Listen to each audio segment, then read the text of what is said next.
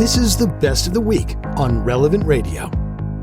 Today on the show, we're talking about love for the papacy. Joining us to guide our discussion and offer his own insights is another successor to the apostles, Bishop Michael Martin. Bishop Martin is a conventual Franciscan friar and the Bishop of Charlotte, North Carolina. Your Excellency, it's a joy to have you back with us. Thanks for being here. Great to be with you, Patrick. Thanks so much for having me today.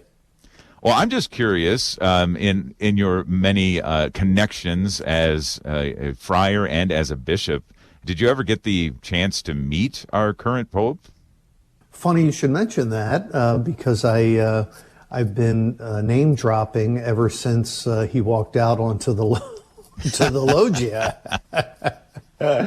Believe it or not, I was over in Rome at the end of March, beginning of April, for a visit with our seminarians at the North American College, and also a few other meetings that I had, and one of which was a meeting that I had scheduled with then Cardinal Robert Prevost, who was at the time heading the dicastery for bishops. There were two items that I had been working on with the dicastery that needed some particular clarification, and so since I was going to be in Rome, I had written to the office to see if I could meet with him just to bring a little more clarity to those two dynamics. So I met with him on April 1st. We sat down for about an hour in his meeting room outside of his office. He was delightful, absolutely delightful. I'd never met him before, and just had a great conversation, not only on the things that brought me there to speak with him, but also just in general, and talked a little bit about he, as the prefect for the dicastery of bishops, had been in charge of what euphemistically is referred to as baby bishop school. It's a 1-week program that the dicastery for bishops runs for newly ordained bishops that I had attended back in September, and just gave him some feedback, some thoughts that I had about that experience as well. And we talked a little bit about that, as well as just some other things going on in the States. So, like everybody else, it's the same narrative we keep hearing from everybody. Never imagining in my lifetime would I see an American Pope. And when I had heard some people say, well, he might be someone, I thought to myself, he'd be wonderful, but that's not going to happen. That's not going to happen. And here we are. Yeah. Here we are. It's incredible. I mean, I think many people were surprised and delighted, and I hope many people continue to be surprised and delighted as we learn more and more about the man. So thanks for giving your impressions of him, Bishop. Sure. Let's go down to Margie, who's calling in from California. Hello, Margie, and welcome to The Inner Life. I just had to share this about my mother, who's 82 years old in July.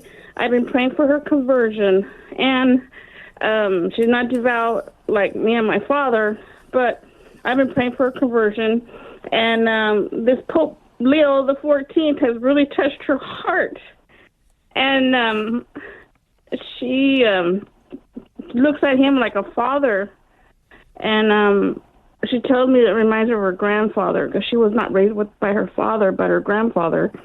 And so I'm thanking God for the graces that has poured on this year of hope, because my mom's been very harsh and bitter and unforgiving, and I just been praying for her conversion. And now what touched me the most is, over here in Layton, a shrine of Our Lady of Fatima, we just have Mass on Tuesdays and Thursdays at 9 in the morning. So she got up at 4 in the morning, drove herself to Hanford, met me, and called me at 5:30. She says, guess where I'm at? I'm at your front door. And she wanted to go visit this church. And this is a woman that would tell me, you don't have to pray at church, you don't have to go to confession, and blah, blah, blah, just going on and on, bashing about the Catholic faith.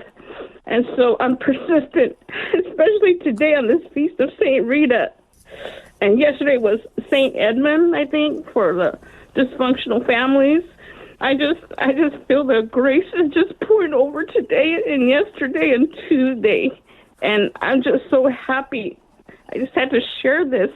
It's not a direct contact with the Pope, but this Pope Leo is so kind and loving. My mother tells me it reminds me of her grandfather that raised her. And so I just had to share that. I just see good things happening with this people. Thanks so much, Margie. You know, what you're witnessing is the ripple effect of grace. You know, that grace upon grace. That one of God's blessings is always compounded. That's the nature of God. That when we welcome God into our lives, the very nature of God's essence is that it is life-giving. It goes out and has even greater capacity to make a difference. And so what you're witnessing in your mom's life is probably in large measure due to the love that you shared with her over the years in ways you can't fully appreciate, but in many ways you've been tilling the soil of your mom's life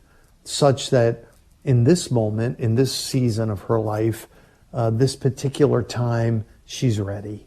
And we don't all get that blessing. We don't always get, and for many of us, we want that so deeply for members of our family, and sometimes we're not the ones that are able to do that in our family members' lives. Sometimes it has to be someone else. But I say all that to say that don't discount what you've done and the impact that you've made in your mom's life, preparing that soil, and praise God for you and your faithfulness that's made a difference for her. Yeah. Margie, what a great story. Thank you so much for sharing that. And I love that ripple effect of grace that you talked about, Bishop. Like what you just heard? Share it with your family and friends. And thanks for listening.